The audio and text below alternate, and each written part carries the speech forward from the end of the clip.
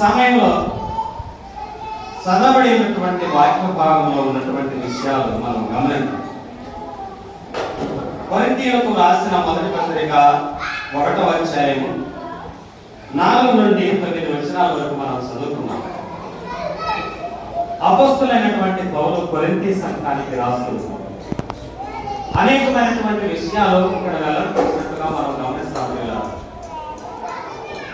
పత్రికలు పౌలు రాసినటువంటి పత్రికలు అయితేనేమి, లేక ఆయన శిష్యులు రాసినటువంటి పత్రికలు అయితేనేమి, ఉన్నటువంటి విషయం ఏంటంటే సంఘంలో ఉన్నటువంటి పరిశుద్ధులకు వ్రాయినటువంటిది అని మనం ఆ పత్రికల్లో మొదట మనం చూస్తాం. ఈ పత్రికలో కూడా సంఘంలో ఉన్నటువంటి పరిశుద్ధులకు వ్రాయబడినటువంటిది అని మనం గమనిస్తాం.